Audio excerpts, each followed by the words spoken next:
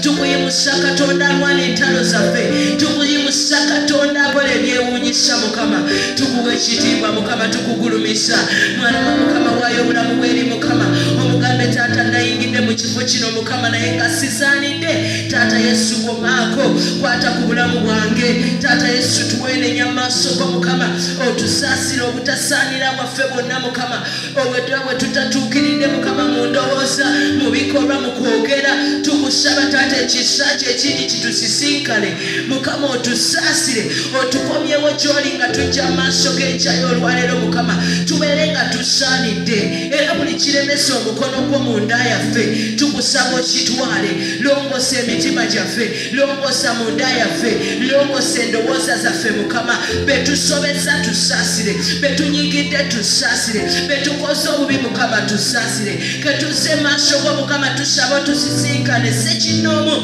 Mukama, oyogereko naffe, otufuule ekyo ky'oyagala tubeere. Mwana wa Mukama, weebazeeko Mukama mu bigambo byo, omugambe Taata nabadde simanyi nayingira omwaka guno, naye olw'ekisa kye ekingi nyingidde 22 tandika okwebaza Mukama olw'obulungi bwe Mukama, mwebaze eyakulesa enkyayo olwaleero Mukama, mwebaze akulabirira Mukama, mwebaze akukuuma Mukama, mwebaze awugudde obubenje ku lulwo, alina byategudde Mukama, n'akuyamba ne bitakutuuka kabadde wa kisa Mukama, tukwebaza olw'obulungi bwo, tukwebaza olw'okwagala kwo Mukama, weebaze Mukama, waliwo abadde talina baana naye kati obalina, obadde tolina byakola naye kati obirina, oyingidde omwaka guno, ebirwadde bibadde bingi omwaka guliko bijasa abantu okukamala, naye oyingidde 2022, weebazeeko Mukama mu bigambo by'omugambe Taata Yesu, weebale, oli mulungi Mukama, tukwebaza n'omwaka guno twaguyingidde olw'ekisa kya Katonda, ekitiibwa n'ettendo Mukama biba bibyo, tukwebaza olw'abaana,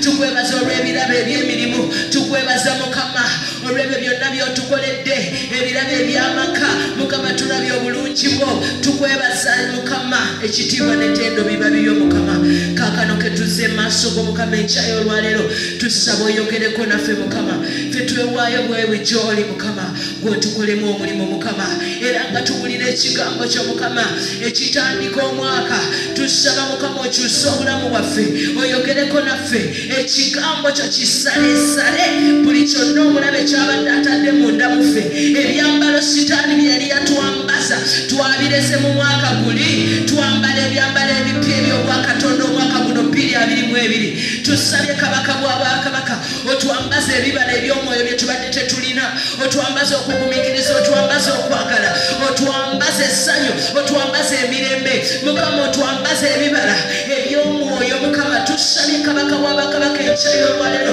tuleme kuva mu nnyumba yo nga tulinga bwe twayingidde naye nga waliwo enjawulo wakati mu ffe, tukwaniriza mu ngeri ey'enjawulo, jangu oyogereko naffe, okole ebyekisa enkyayo olwaleero. Tukuwa ekitiibwa Mukama, tukugulumiza, ogulumizibwe ssebo, otenderezebwe mu linnya erisinga amannya gonna, erinnya erya Yesu Kristo Mukama waffe era omulokozi waffe. Amina.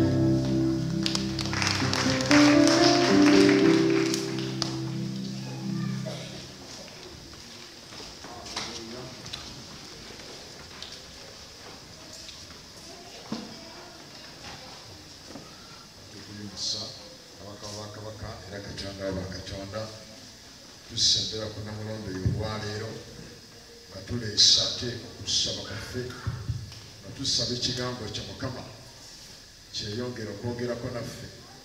tusobole okweyongera okukitegeera n'okukibikkulirwa. Gwe Katonda akola ebikulu eby'amagero ebitanoonyezeka, weeyoleke mu bulamu bwaffe, n'olwaleero tukutegeere, tukumanye mu Yesu Kristo Mukama waffe era omulokozi waffe. Amina. Kale Mukama tumukubireko engalo ez'amaanyi nga tumwebaza.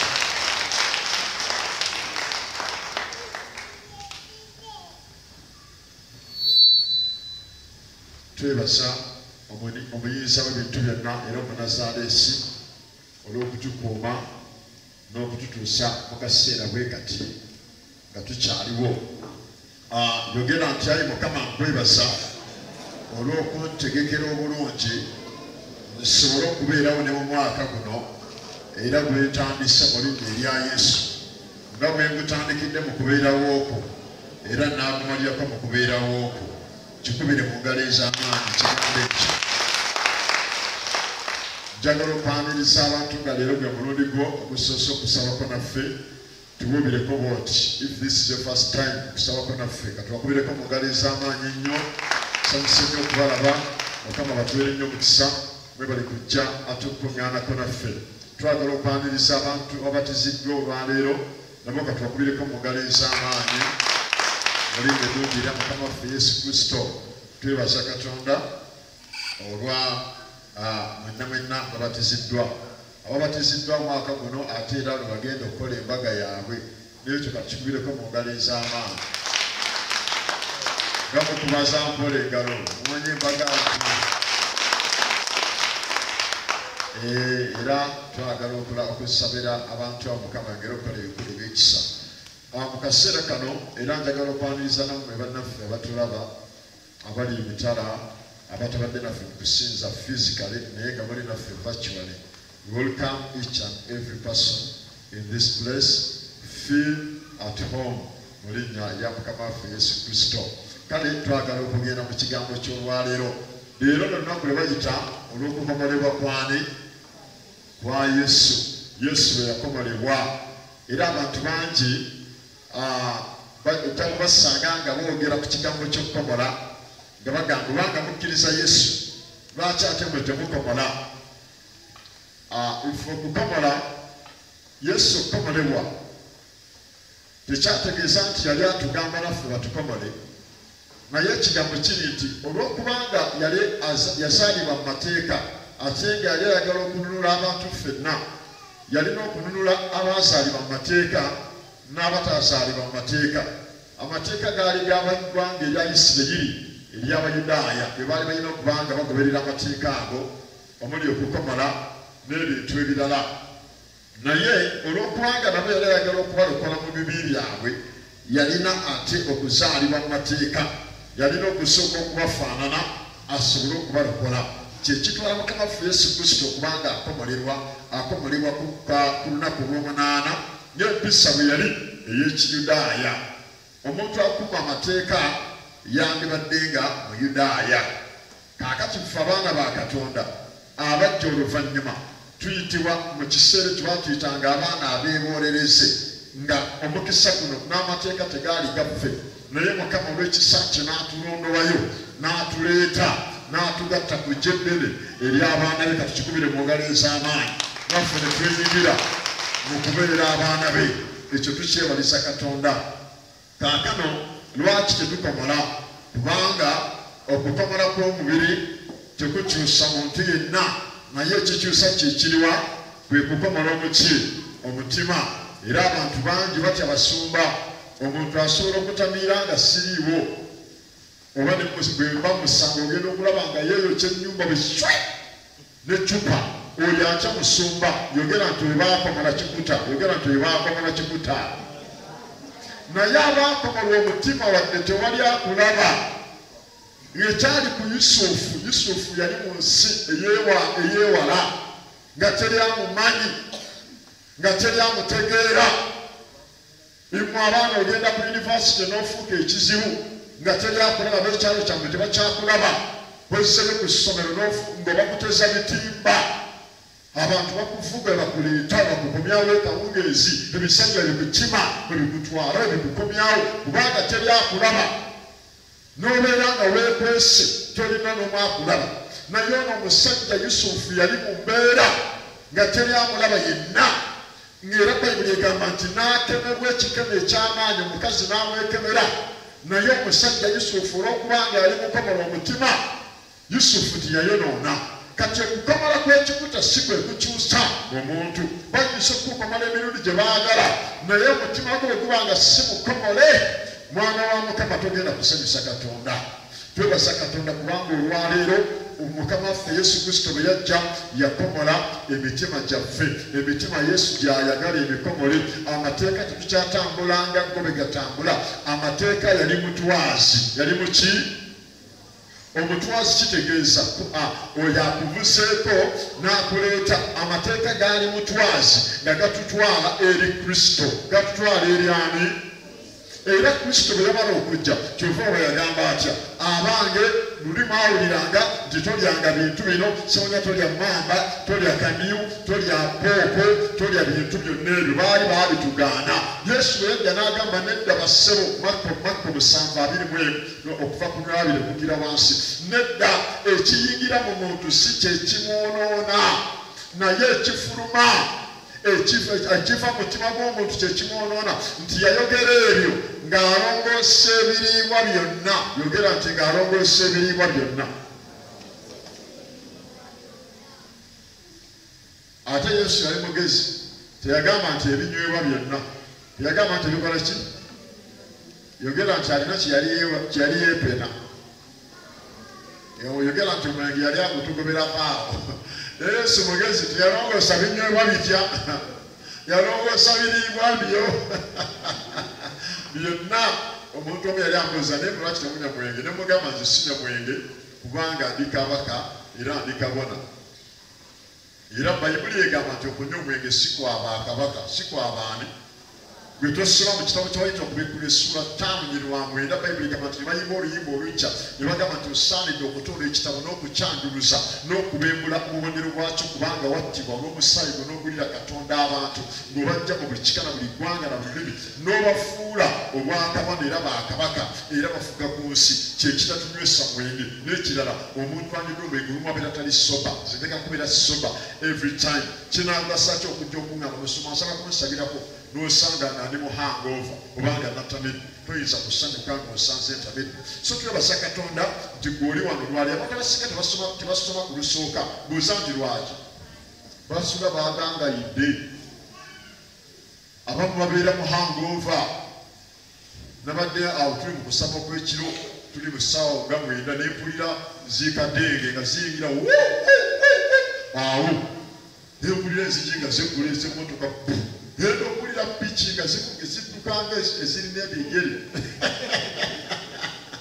emisinde koze muddangamu abayise mubitoke abakiriridde eri naye nga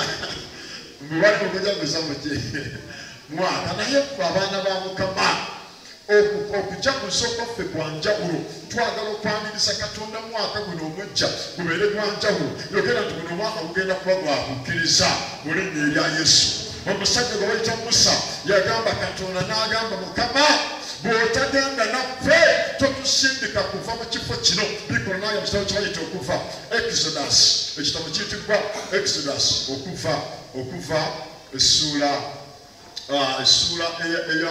33 Exodus tusomereko mu kitabo kibayita okuva tugenda kubanga tutambula ffenna Exodus okuva essula 33 vudde ku nyero 11 Bayibuli wetu wesomesa mulinnya eddungi lya Mukama waffe Yesu Kristo njagala tube nga tusoma guno mwaka twagala twesettinge Mukama atuwadde opportunity okutandika obuto atuwadde omukisa okutandika obujja mulinnya eddungi erya Mukama waffe Yesu Kristo era twagala tube nga tutambulira wamu nga Katonda gwali omulamu okuva essula 33 vudde ku nnyiriri kale olw'okubanga njagala okukireta kyonna kave ku nnyiriri 10 Exodus okuva essula 10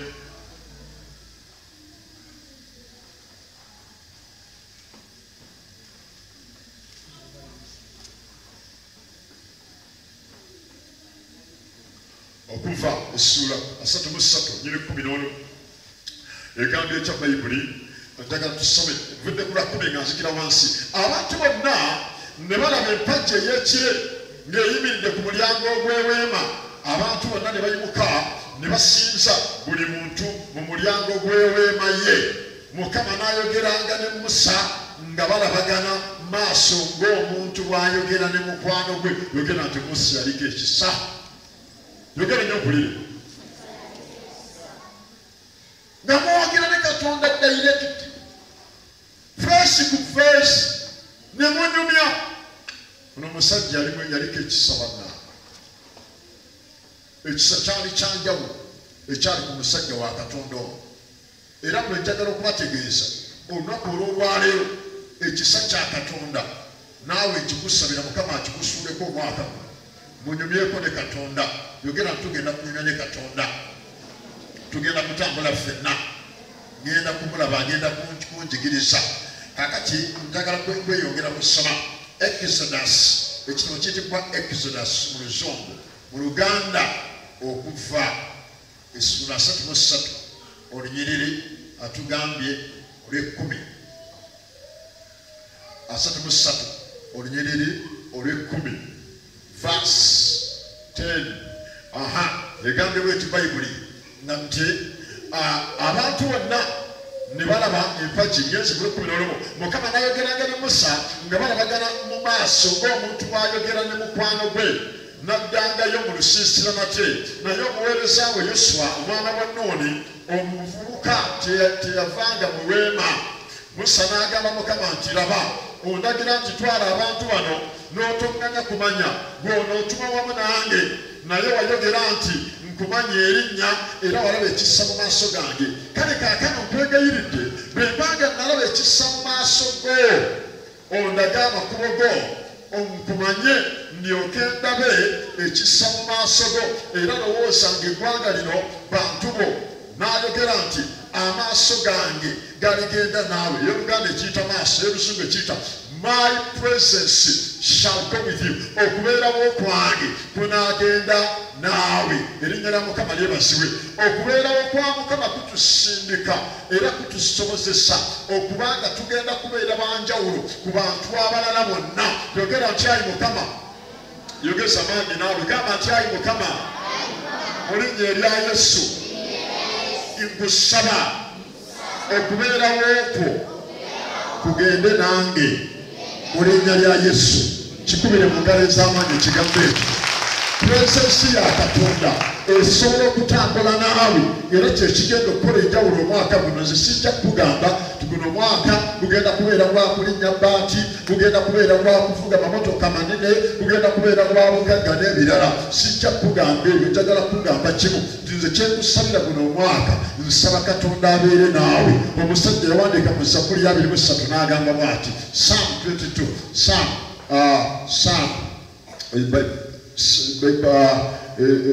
essula eya 22 bwetugenda okubanga tusoma Zabbuli ya Psalm 23 egamba bweti,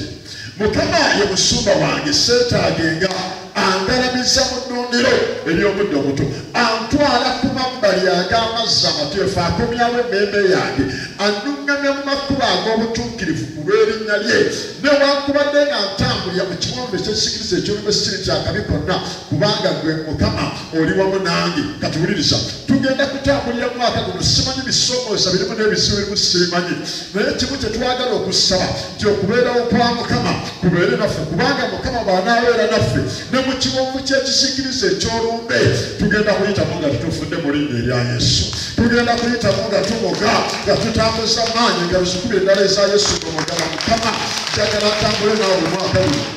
Mukama abeere naawe, okubeerawo kwe kubeere naawe. Katuwuliriza, ono omusajja kyavudde agamba nti Mukama bw'otagenda naffe tutusindika. Let your presence be with us. Zabbuli 23 Psalm 23. Okay, webale egambye bweti, newankubadde nga ntambulira mu kiwonvu ekyekisikiriza eky'olumbe sigenda kutya kabi konna. Kati ono omusajja ajja ebigambo bino n'abireeta n'agamba atya, Mukama nga tutambula njagala tutambule babiri, okubeerawo kwo kubeere nange nga ngenda okutambula nga ngenda okuweereza. Bwe n'amugamba nti amaaso gange ganaagenda naawe, era ono n'agamba nti kubanga kiritegeerebwa kitya Mukama bw'otaagende naffe, kiritegeerebwa kitya nga nze nalaba ekissa mu maaso go nze n'abantu bo, si kye kiriva kitegeerebwa kubanga ogenda wamu naffe n'okwawula ne twawulibwa ffe n'abantu abalala, abantu bonna abali ku maaso g'ensi eno ne tuba nga tuwaawukanako. Kati wulira Bayibuli w'esomesa mu Zabbuli ey'ekyenda-mwemu. Njagala okutegeeza nti bwe njagala okukola amagezi ng'obudde bukyali,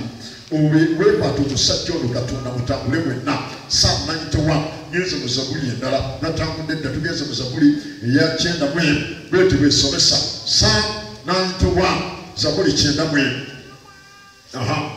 Egambe bweti, atuula mu kifo ekyekyama ekyoyo ali waggulu ennyo, y'anaabeeranga wansi w'ekisikiriza eky'omuyinza w'ebintu byonna.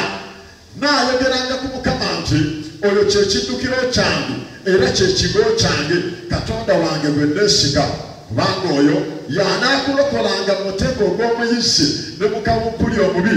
Guno mwaka bwe tuyingidde mumaze okukitegeera tugenze okuyingira nga COVID-19 waali ng'ate ekiriwo ono aliwo waakabi okusinga oli gwe tubadde tukoze eki gwe tubadde tumanyidde. So COVID-19 tugenze okuyingira guno mwaka ng'olwedde waali era atambula. Erinnya lya Mukama lyebazibwe. Yogera gamba nti ayi Mukama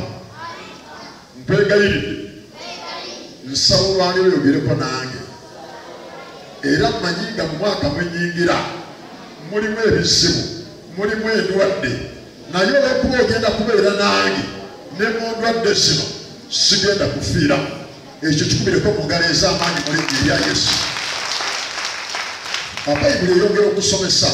ng'egamba bw'eti Zabuli 9 bw'etuuse kubanga oyo anaakulokolanga mu mutego ogw'omuyisi ne mu kawumpuli omubi anaakubikangako n'ebiwawaatiro bye era wansi w'ebyoya bye w'onoddukiranga amazima ge y'engabo ge ganaakukuumanga. Twetyenga lwa ntiisa ya kiro newankubadde akasaala akagenda emisana olw'olumba olutambulira mu kizikiza newankubadde olw'okuzikirira okufaafaaganya mu ttonto n'abantu 100 baligwira ku lubiriiziro era 10 ku mukono gwo ogwa ddyo tekuli kusemberera ggwe naye olitunula n'amaaso go oliraba empeera y'ababi kubanga ggwe ayi Mukama oli kiddukiro kyange. Omufudde oyo ali waggulu ennyo ekigo kyo w'otuula yogera nti omwaka guno Mukama nsaba mbeere mu kubeerawo okwo nsaba ntuule mu nnyumba yo nfumiitirize ku bulungi bwo ennaku zonna ez'obulamu bwange onyole ku birugambe lukya. Tewali kabi kali kubaako so tewali kibonoobono ekirisemberera eweema yo. Nze kyenkugambye nti ebizibu bigenda kubeerayo mu mwaka guno yogera nti bigenda kubeerayo n'emitawaana gigenda kujja ate waliyo n'endwadde empya mu guno omwaka. Fege amagezi ge tugenda okukola tugenda kwekweka mu musajja ono tubeerenga mwe twekwesa munda egambye etya abantu 10 baligwira ku lubiriiziro era 10 ku mukono gwo ogwa ddyo naye ggwe tekuli kusemberera naye olitunula n'amaaso go oliraba empeera y'ababi kubanga ggwe ayi Mukama oli kiddukiro kyange era omufudde oyo ali waggulu ennyo ekigo kye w'otuula. Tewali kabi kali kubaako so tewali kibonoobono ekirisemberera eweema yo kubanga alikulagiriza bamalayika be bakukuume mu makubo go gonna balikuwanirira mu mikono gyabwe oleme okwesitala ekigero ky'okujjinja. Yogera nti ayi Mukama bamalayika ba Katonda mbayita mu mwaka 2022 bampanirire bwe naaba neesittala bampanirire bwe banzigwamu amaanyi bampa amaanyi bwe bansobeddwa bampa ekyokukola mu linnya erya Yesu. Tusabidde bamalayika batambule naawe bisirya otambule ng'oliko bamalayika ba Katonda. Waliwo omukwano gaffe Bishop yali atunyumiza waliwo ababbi baali bazze okumubba kati bamuteeganga buli lunaku kati emmotoka bwe yamulekanga olubiri lwe we lutandikira emmotoka yakomanga wano kati olubiri nga lutandikiranga eri omulengera ennyumba y'omusumba awo. Kaakati mu kaseera ako bwe yafulumanga emmotoka dereeva n'agitwala gyesula ye n'atambula mpola mpola okugenda ayingire mu nnyumba ye naye ng'atambula mu kaseera ako agenda awo bwe yabanga atambula ababbi bali bwe bamuteegeranga nga dereeva amaze okugenda mu biseera omukimanyi tewabanga basikaali n'ebirala naye omusajja ono anyumya bw'ati nti ababbi bano bamugezaako enfunda nnyingi okumukwata naye mpaka le baalemererwa ne badde ne bamubuuza naye Bishop tuzze kulokoka badde ne balokoka of course ne bamugamba naye tusaba otubuulire basajja kyababiri ababeera batambula naawe buli bw'ova mu mmotoka paka lw'oyingira mu nnyumba. Mbwe abasajja bano baalabanga abasajja babiri nga bambadde byeru bawanvu nnyo bakiwago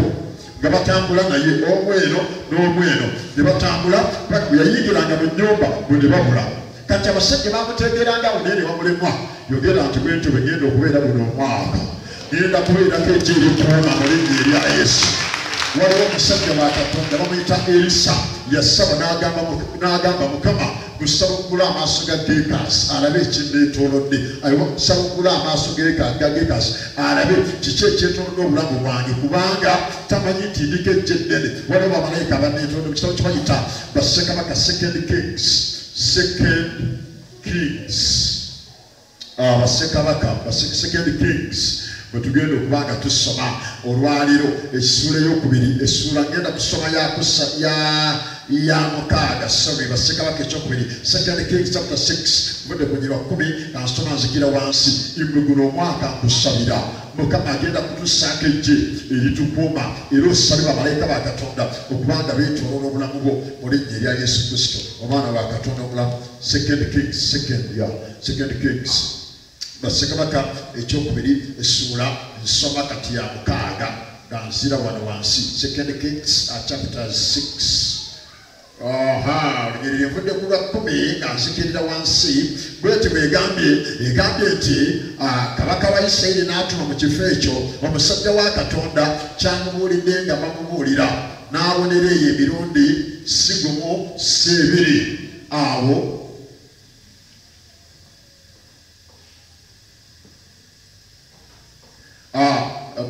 n'awonera eyo emirundi gumu si ebiri emirundi mingi nga gyawona era Bayibuli egambye nti awo bw'amala okuba nga awonye essajja lino ne lyeraliikirira ery'Ebwasuuli ne ligamba ng'omutima gwa kabaka w'e Busuuli ne gweraliikirira nnyo olw'ekigambo ekyo n'ayita baddu be n'abagamba nti temuntegeeze mwali ku ffe ali ku lw'abakabaka ali ku lw'akabaka wa Isirayiri omu ku baddu be n'ayogera nti nedda mukama wange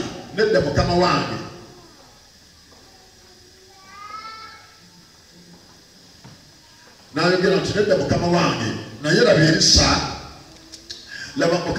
Erisa nabbi ali mu Isirayiri yabuulira kabaka wa Isirayiri ebigambo byeyogerera mu nnyumba ye gy'osulamu n'ayogera nti mugende mulabe gy'ali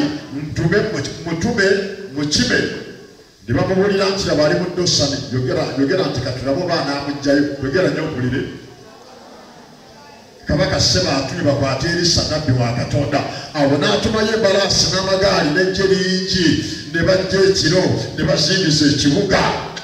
manyi mu kiseera kino omwaka gugwako era nga gutandika abasamize bangi bakuŋŋaana ne bayita emizimu ne basaba ebintu byekyalisobola okujja nga bituukako ebibi bitutomere ebintu ebyo bitutomere naye nga bigenda okujja birowooza nti binaaba bitusanga nga naffe tuli mu kkubiro kumbe naffe tuli bagezi waliwo eggye eddene lye tumaze okukoowoola erigenda okusiisira guno omwaka njagala ntambulye wange wakati w'abamalayika mu linnya erya Yesu yogera nti nange musumba tugenda kutambula bwe tutyo ababbi bakusange badduke emisinde katuwulira olw'14 awo omuddu w'omusajja wa Katonda bwe yagolokoka enkya n'afuluma laba ejje n'embalaasi n'amagaali nga bizingizizza ekibuga omuddu n'amugamba nti zitusanze mukama wange tunaakola tutya lino ligeekaazi litidde nnyo lirimba likubye emiranga yogera nti geekaazi akubye emiranga atidde alimba era mu guno omwaka mulimu ebintu ebigenda okuba nga bitiisa ojja kutuuka ku ssomero gye badusasula emitwalo 2 bagambe tusasula ameka ana yogera nti ndyoke ngambe zinsanze kati ne lino lyatya ne ligamba tufudde naye omusajja naddamu n'amugamba nti nedda totya kubanga abali naffe bangi okusinga abali nabo kampulira engalo ez'amaanyi ezebaza Mukama abali naffe bangi okusinga abali n'omulabe waffe era Bayibuli egamba nti Erisa n'asaba n'ayogera nti Mukama wange nkwegayiridde omuzibula amaaso g'alabe awo Mukama n'azibula amaaso g'omulenzi n'alaba awo laba olusozi nga lujjudde embalaasi n'amagaali eby'omuliro ageetoolodde Erisa bisiya nze nsaba amagaali ago n'embalaasi bitugoberere mu linnya erya Yesu egamba ekyawa tikubanga ggwe ali Mukama ndizeeyo mu Zabuli 91 back to Psalm 91 nzizeeyo olunyiri olusooka egambye bweti Psalm 91 egambye mugeze mu lunyiriri lwa 12 kale bali kuwanirira bamalayika mu mikono gyabwe olema okwesitala ekigero ky'okujinja olirinnya ku mpologoma ne ku ssalambwa olisamba empologoma ento n'omusota wansi w'ebigere byo kubanga ntaddeko okwagala kwe kyendiva muwonya ndimugulumiza waggulu yogera nti omwaka guno Mukama nsaba ongulumize waggulu emitawaana nga gigolokose ongulumize waggulu waagyo kampulira aleluya buuge empungu beegamba bebuulire empungu beekola empungu tekaabanga nga omuyaga guzze empungu kikino kyekola ebuuka nedda waggulu w'ebizibu ebisibu ne biryoka byegirisiza wansi naye ng'empungu ebiri waggulu yogera nti omwaka guno mukama ebisibu nga bizze ngenda bibeera waggulu ogenda kungulumiza waggulu waayo nyenze bunyule 15 alinkaabira yogera nti guno omwaka gwa kusaba. It is a prayer ya mwaka gwa kukaabirira ggulu gwa kusaba era mwe abatali balokolero kampozi lwaleero guno omwaka gugenda kubeera muzibu eri abatali balokole yogera nti abatali balokole bagenda kubolonga guno omwaka yogera mpulire gugenda kuba gwa maziga eri abatamanyi Katonda mwaka muzibu nnyo gwe tugenda okubeeramu nga tumanyi Katonda. Amafuta gatuleseeko nti galinye ne tuyingira n'omwaka gakyali lulinga esigo sisana mitwalo 5 n'ogenda e Kampala ne kati giteekemu bakuwaana tokyasobola mugende ku masomero mulabe ogenda kutuukayo baasaamu tunule mu Buyibuli agambe ssebo that was last year 2020 tuli mu 2020 nkugambye requirement si zokka za mitwalo ameka oyohonge ogambe tufudde yogera nti sigenda biwongayo kubanga waliwo omusajja ayingidde nange omwaka yagenda okunviirayo abaana basomenga ndaba mu linnya erya Yesu. Kino Musa kyasabye n'agamba Mukama tugende ffenna kubanga guno omwana nze njagala batemyako butega temugamba nti musumba yatulagudde gwe ojja kutuuka ku ssomero okubawo ng'ennyindo yenkata erinnya lya Mukama lyebaziwe okabawo ng'ennyindo yeki naye bamaze okutegeera ebigambo bino ojja kuba omaze okubanga olina abali naawe nga bamaanyi okusinga n'embeera eggolokokeddeko mu linnya lya Yesu. Neyongedde okusoma nti alinkaabira nange ndi muyitaba tugenda kusaba Katonda naye agenda kwanukula n'abeeranga wamu naye ndimuwonya ndimuwa ekitiibwa. Owo Mukama tukwebaza kubanga ogenda kutuwa ekitiibwa ndimuwangaaza nnyo era ndimukusa obulamu era ndimulaga obulokozi bwange erinnya lya Mukama lyebazibwe. Tugenda kuwangaala we are going to live forever tugenda kubeerawo emirembe n'emirembe okuyita mu linnya erya Mukama waffe Yesu Kristo tugenda kubeerawo emirembe gyonna. Bayibuli egambye etya nti ndimuwangaaza yogera nti sigenda kufa mangu nkyayagala okubeerako ku nsi mbuulire enjiri kikubire mu ngalo wama kitegedde tukyayagala okubeerako ku nsi. Bamalayika bagere nga bakuuma ennyumba yange yogera nti bagere nga bagikuuma nze mala okubuulira enjiri nzija yogera nti bamalayika nzija naye si mwaka muno wama kikubire engalo ez'amaanyi si mwaka muno tujja naye sika tukyaliwo tubuulira ku njiri kati neyongedde okusoma guno omwaka ekirala njagala kuweetuuseeko mu kayumba oba mu kafo konna oyogereko n'emmembe eyo oyogereko naki otuuleko wansi abazungu batusinga emyaka nga gitandika bavaako mu mayumba gaabwe ne bagendako eyo ku lusozi kibuule omukyala n'omutwalako eyo haleluya ku lusozi mountain of the moon haleluya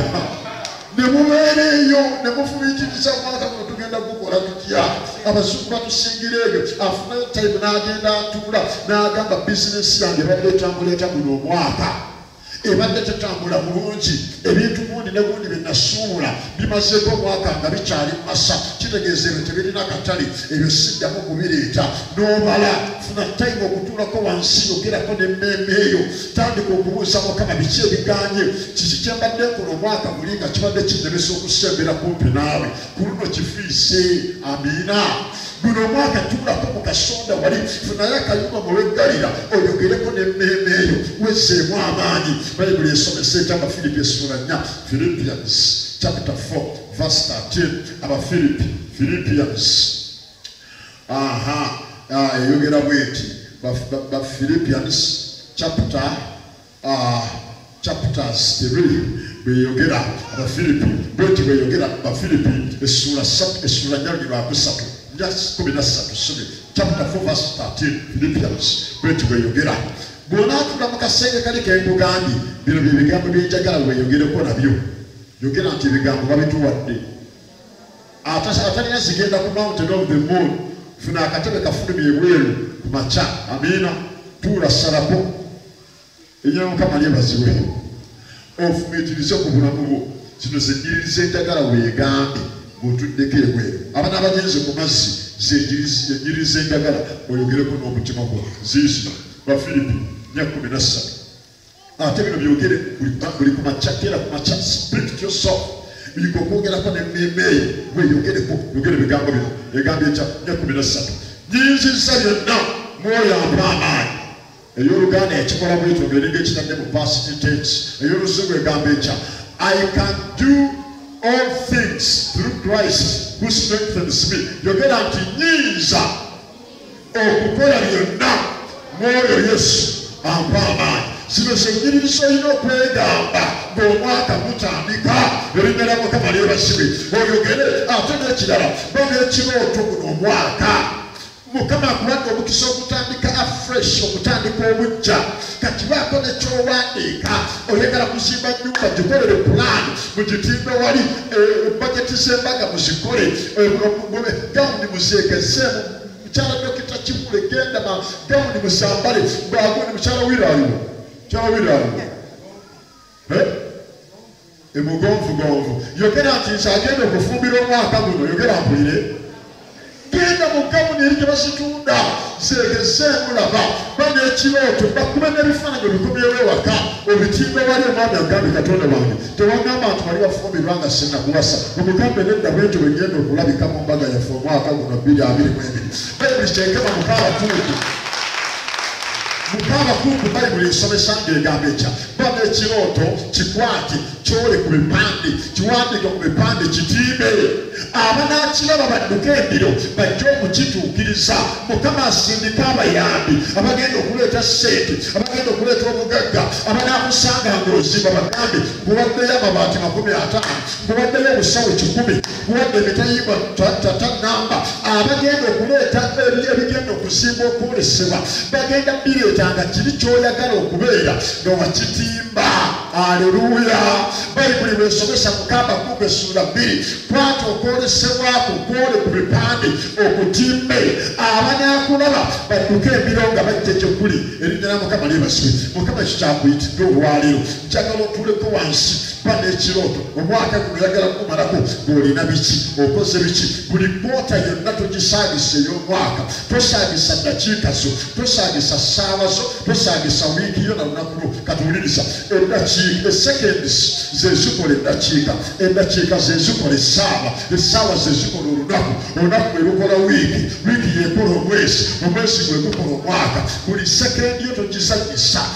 use it wisely buli sekendi yonna tomala budde toyokya myaka ng'oli mu myeso toyokya myaka ng'okuba matatu toyokya myaka ng'oli mu biboosiboose bitazimba tuulako wansi baako kyokola todda mukoza omanyi omwaka guli gwatusala n'ebirala twafiira ebintu bingi emboozi zempulira emboozi zemunyumya abemasaka bannange singa amini teyakuba masaka twandibadde wala ebirima byaffe by'emwanyi kale byakuseka emwanyi akawuka k'emwanyi katukola mu byemasaka wano byonyumyako bya 7 sana kuma middo tuli mu mwaka mulala use every minute as a second zisola bosuula bwe mugenda okufa olunaku olulamba buli ddakiika yonna gikozesa omwaka guno okubaako kyokola ekyamagezi tuula wansi baako kyoyiga tulina kati omukisa munene nnyo tusobola okusomera obwerere ku intaneti tusobola okusoma ebintu bingi osobola okuyiya ebintu bingi abatuuzi bagambe tuulako wansi guno omwaka gutandika buuza fashion kiki eziriko naye ng'ojja kusigala otunga butunzi ng'ebyotunga byadiba nga byavaako otutungire buno obuteeteeyo obugize abantu bamukube mu maaso abasomesa noonyereza kati ku mutimbagano musomesa kyeriwo bwe ŋŋamba omwana nti 2+2 nekimulema nkozesa ki okubanga akitegeera ate ng'era singa nkozeseza obudde butono ebintu byakyuse kati abasawo gendako ku internet kyekiriwo tujjanga kyokuliwo mpeke kyeziriwo kati ezanguye ebintu ebimu ojja kutuleetera asipolo osuula asipolo omujjuza amasa ng'asipolo yali wa 96 yalina wansanvu omusawo byogedde yogera nti omwaka guno yenda kutuulako mu kayumba kikubireko mu ngalo ez'amaanyi tuulako wansi olaba biki ebitatambudde bulungi mu bufumbo biki ebibatabudde biki ebitabatambuzisa mu layini mutule wansi muyiiye what is happening tugeza tutya okutereeza kyekyo kitutabula tetulina okutereeza buno bwe mwaka okusooka n'otuulako wansi sit down and speak to yourself weyogereko n'emmembe eyo speak to your heart yogereko n'omutima gwo funako akaseera oba ogenze luddawa oyogereko n'obulamu bwo weegambe ebigambo nga bino nyinza okukola byonna mwoyo Yesu ampa amaanyi nekino ngenda kukiwangula ne wano ngenda kuyitawo eyo nyumba nja kugisobola omulimu ngenda kugusobola eyo bizinesi ngenda kugisobola embaga tugenda kugisobola tuyinza okukola byonna mwoyo Yesu ampa amaanyi buli kumakya speak to yourself yogere n'emmeme eyo wezzeemu amaanyi ekigambo ekirala kindagala obenga weegamba mu kitabo kibayita Abaluumi essula 8:28 Romans 8:28 njagala obeere ng'otambulira mulamu obw'okwogerako n'emmeme eyo kumanya omusajja gwe bayita Dawudi yayogerako n'emmeme ye yayogerako naki n'agigamba mmeme yange suubirira Mukama mmeme yange kugamba nywera tovanga ku Yesu wo byonoonya mu nsi eno yabirina nywera tomuvangako wano walijje obutula olwaleero n'osigala ng'onfuma Katonda ennyama waliwo bangi abagirina nga bafudde tebakiridde mmeme yange kugamba nywera tovanga ku Yesu wo byonoonya mu nsi eno yabirina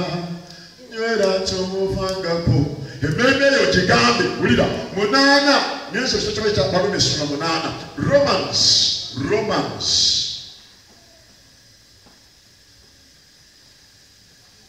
essula 8 Abaluumi essula 8 bweti bwegambye ndi mu Lwabyo 8 bweti bweyogera era tumanyi nti eri abo abaagala Katonda era abaayitibwa ng'okuteesaakwe bwe kuli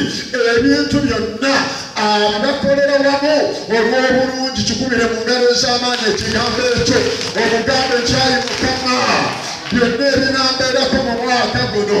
ogenda kubikwata obikubye ekkoona bimalirize nga nze ebifunyeemu kampulira aleero yekwebasa Mukama ekyo njagala oyogereko n'emmeme buli lunaku mugambe Mukama everything that happens kigenda kumaliriza nga nze kifunyeemu buli kigenda okubeerawo kyonna mulamu bwange kigenda kumaliriza nga nze kifunyeemu obeere nga tokyambeera yonna Mukama ali wamu naawe haleluya njagala ekigambo ekyakindagala weegambe kibeera mu Baluumi essula 8 olunyiriri luno katusome nvudde ku lunyiriri olwa31 kale tunaayogera tutya ku ebyo Katonda bw'abeera ku lwaffe omulabe waffe yaani kino ekigambo njagala okyegambe nga kigenda kukusindika okunyonga buli mbeera egenda okugolokoka mu maaso go embeera ogigambe Mukama ali wamu nange igwe ekigolokosa okunnumba toyinza kunyiiza waayi Mukama ali wamu nange bw'abeera nange obwavu yaani bw'abeera nange fiizi z'abaana ezirinnye yaani Mukama bw'abeera nange onolangire ganguba mu nnyumba yaani obupangisa yaani otandika okunyomba ebintu ebiyimiridde mu maaso go olw'okuba olina omusajja ali naawe nga yaani ye Yesu kino Mukama kyagambye nti Katonda bw'abeera ku luyi lwaffe omulabe waffe yaani njagala kumakya weegambe Mukama ali ku luyi lwange ekyo njagala obenga okimanyi God is on your side ali ku ludda lwo ali ku luyi lwo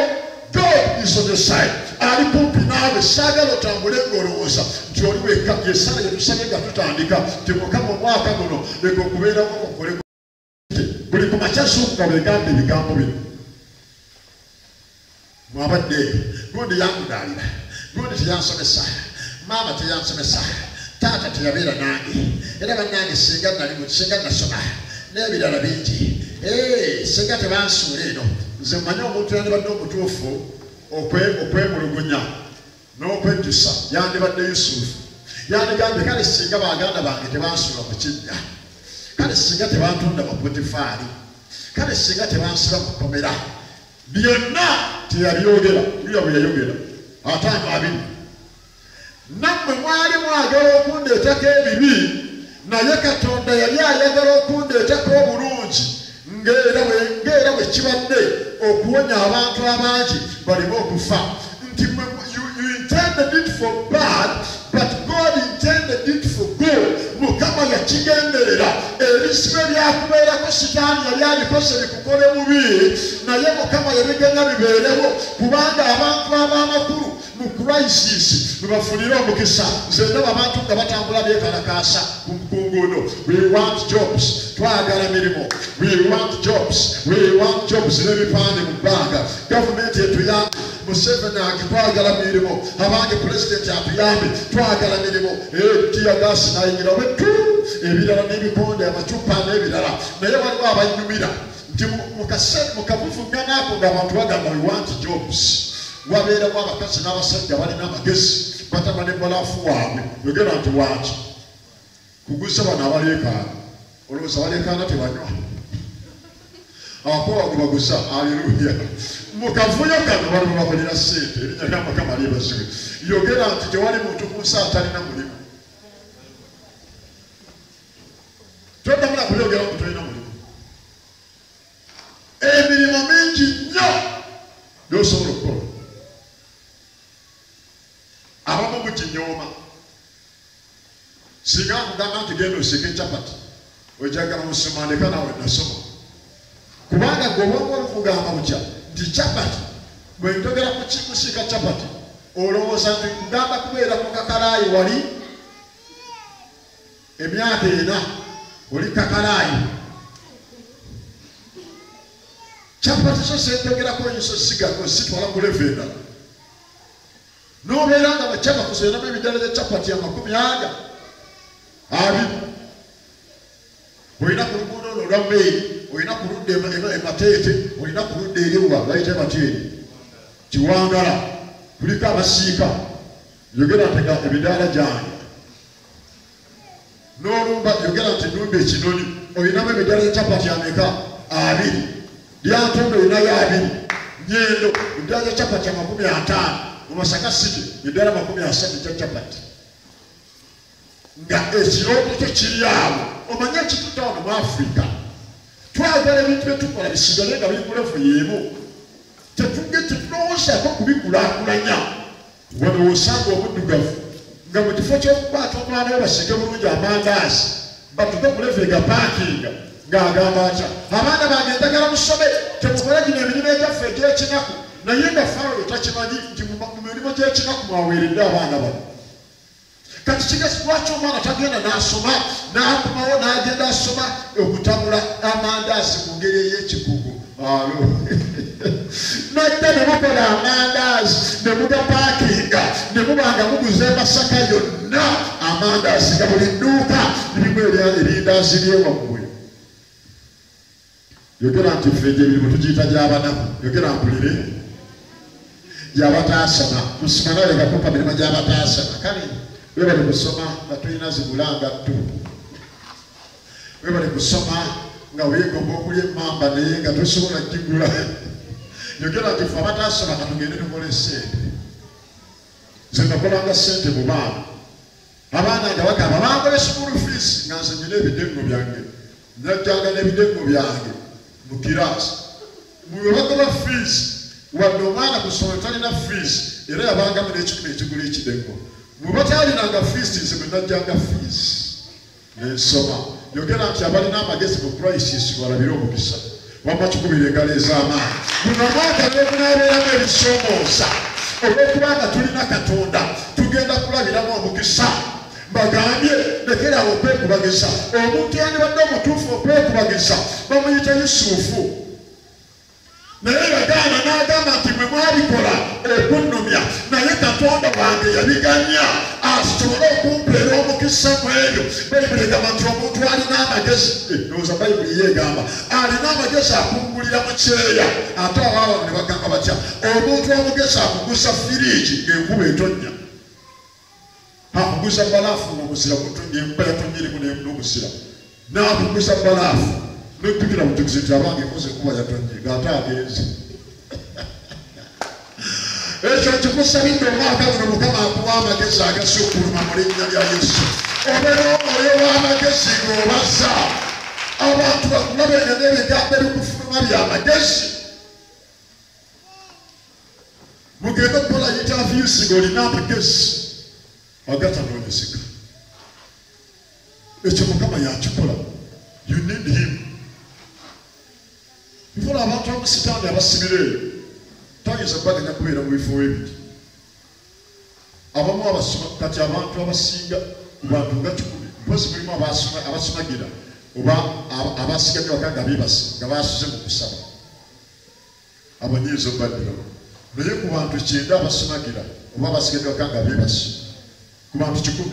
9 basumagira kubanga babadde mu bikujjuko. Abantu bakolamu ssente waliwo ne industry enamba y'abasesi yanseko akasajja kadawalire nekwogera ebintu bogoseka nekakola ssente naye so abantu sobola bajja ne batuulamu naddala batusinza abantu tusobola okustaba kibuga aba industry ey'okusesa abantu batusinza abantu abakomedi abantu babeera mulinga bakomeri bajja ono bwayogera ebisesa bebaseka ne bajjayo wetambaala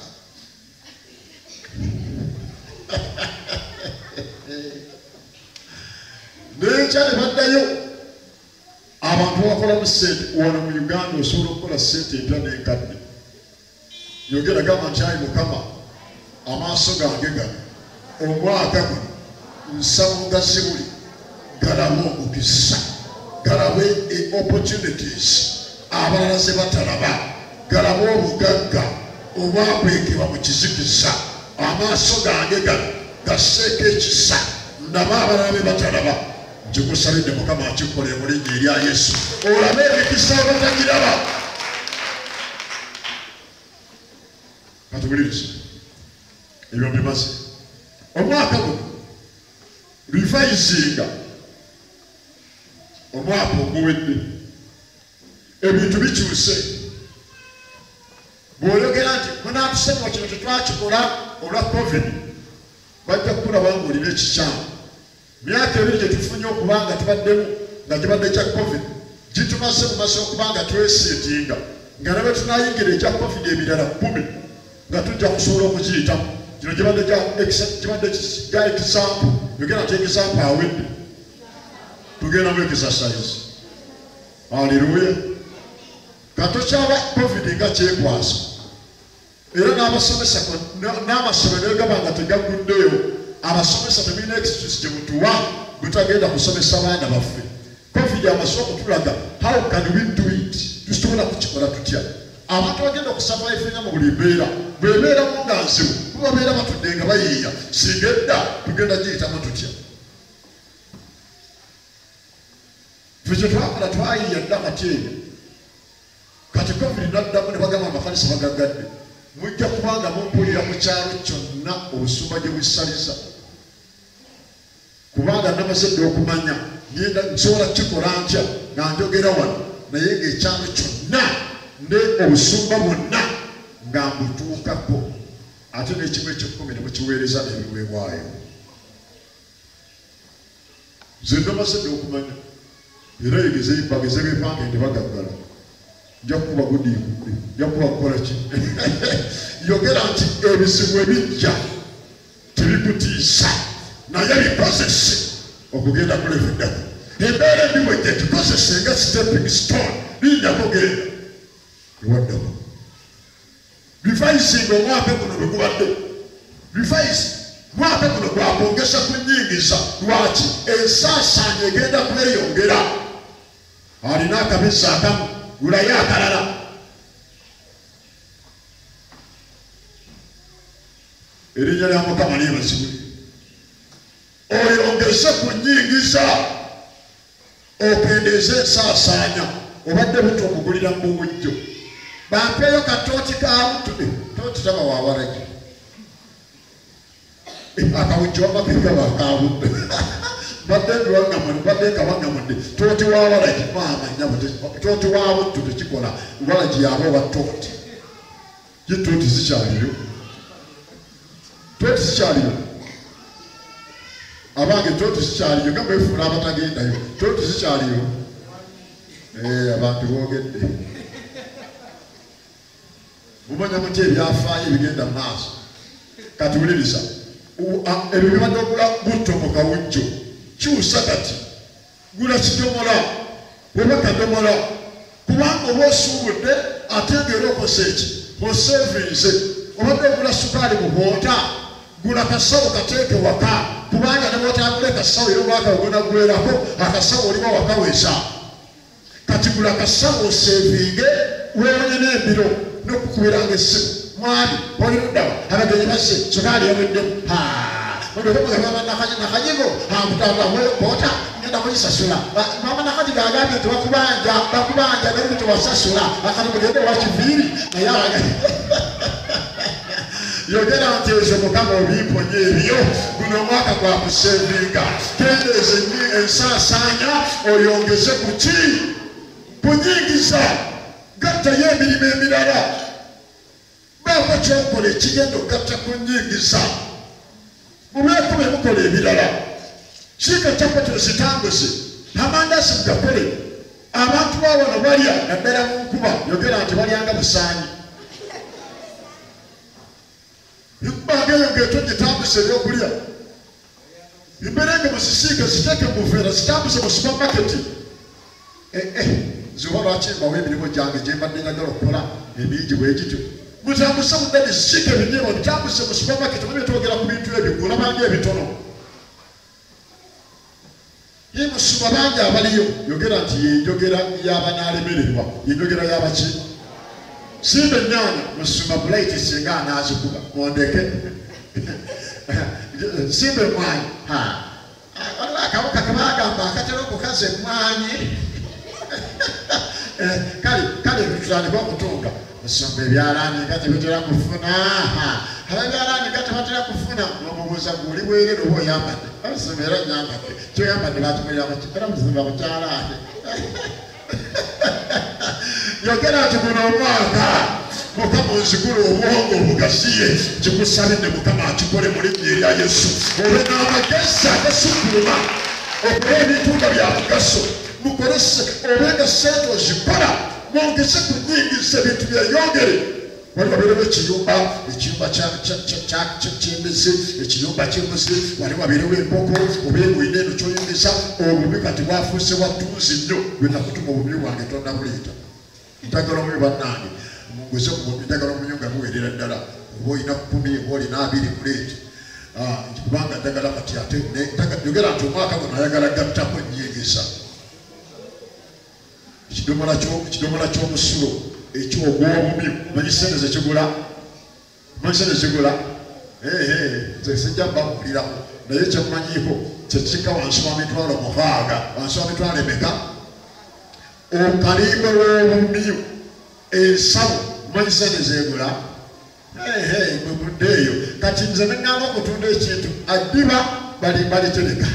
ennyama bagirya omusulo bagugula kalimbe waayo bamugula bannange era obwavu ne butuluma ye lwaki sibavaamu nababulira biki musandeje yogera nti akomaawo kikubireko ekaleeza amaani mulimuyesu nibusa munotonje mupaga gamba nti ayi yesu nkwebasa kubanga oli mulungi buli bwensije wano oyogerako nange olwaleero ntegedde nti olina byoyagala okukola omwaka guno ntegedde nti sigenda kwonona buli sekendi yonna yadde eddakiika yadde essaawa zonna nsaba zingasi ziveemu ekyomugaso gyeri mu linnya lya yesu omwaka guno gube gwakukunoonya gube gwakukukoowoola ntambulire mu mazima ntambulire mu butuukirivu ntambulire emirembe gyo ndabe ekisa mu maaso go buli kye nnaakola kyonna kibenga kyanjawulo nga kyankizo nkusaba omwoyo w'amagezi amaaso gange ogazibuli ndaba omukisa abalala gwe batalaba ne mu kizikiza nze ndaba ekitangaala nga Goseni bwe yali mu Misiri. Goseni teyatuukibwangako bizibu, omusana gwatuukangayo nga Misiri erina ekizikiza. Nange mbeere bwetyo Mukama, bamalayika bo baweereze bampanirire nimo okwesitala ekigere ku jjinja. Mukama oteekeko ekisa, oteekeko obukuumi. Omwaka guno ndaba omukisa. Mu January ndaba omukisa. Mu February ndaba omukisa. Mu March ndaba omukisa. Mu April ndaba omukisa. Mu May ndaba omukisa. Mu June ndaba omukisa. Mu July ndaba omukisa. Mu August ndaba omukisa. Mu September ndaba omukisa. Mu October ndaba omukisa. November ndaba omukisa. Ne December ndaba omukisa. Nanyiridde Mukama sigenda kulwalira mu mwaka guno, sigenda kufunira mu bizibu, sigenda kufiiramu, sigenda kutomera, sigenda kulemererwa, sigenda kusiraana, naye ngenda kweyongerayongera. Ebisuulo ebinajja naasobola okubiyita kubanga oli wamu nange. Essaala yange yeeno nti Mukama beera nange mu mwaka guno omujja bwe tuyingidde mu linnya erya Yesu. Embeera enajja okunnumba enaatusanga babiri, nze naawe Mukama mu linnya erya Yesu. Nze n'ebibala by'olubuto lwange nga be baana bange tugenda kulaba omukisa, ngenda kubasomesa, sigenda kulemererwa kubanga nnyinzizza byonna mu ggwe Yesu ampa amaanyi mu linnya erya Yesu omwana wa Katonda omulamu. Amiina. Nga tukyasaba njagala okuwa omukisa abamu oyise mu 2021 nga tole mulokole era oyagala nnyini okuyingiza obutale bulokoleewo mu 2022. Njagala kukusabira olokoke olwaliro nga baddandaba n'abampuliriza mwenna. Today can be your day. Osobola okukkiriza Yesu n'akulokola. Now you can be saved. Osobola okulokolebwa olw'ennya eddungi Mukama waffe Yesu Kristo. Ayagala okulokoka njagala onsibirize ku maaso go, omukono gwo guteeke mu kifuba, oddemu ebigambo bino. Gamba nti ayi Yesu, olunaku lw'olwaleero olusookedde ddala mu mwaka 2022 nsazeewo Yesu obeere omulokozi wange. Nzikiriza nti wafa n'ozuukira era njatula n'akamwa kange nti Yesu ggwe Mukama. Okuva n'olwaleero nsazeewo okulokoka era nkusaba osangule erinnya lyange Mukama mu kitabo ky'okufa, oliwandiike mu kitabo ky'obulamu obutaggwaawo mu linnya erisinga amannya gonna erya Yesu Kristo Mukama waffe era omulokozi waffe. Amiina. Tandika omukubira engalo ez'amaanyi ng'omwebaza Mukama. Siizaakaawo ku ngalo kubanga za Mukama sizange. Kaakati tugenda kuwaayo ebirabo byaffe. Bannaffe abali ku mutimbagano mukimanyi ennamba zaffe ze tuwaayo nazo 07599329 ne 07899329. Bannange Mukama tuweera omukisa. Tugenda kubanga tuyimba nga tuwaayo ebirabo byaffe n'okwebaza kwaffe. Bannaffe abatizza naawe yeebaza Mukama olw'omwaka ataasobodde kubeera wano naffe nga 3 eggulo ne leero osobola okuwaayo ekirabo kyo. Amabaasa gawa abantu nnyabo. Omukulu omukebezi wuuyo alina amabaasa agenda kuba agatambuza. Bw'oba tolina baasa wanika ku mukono ne bakuwa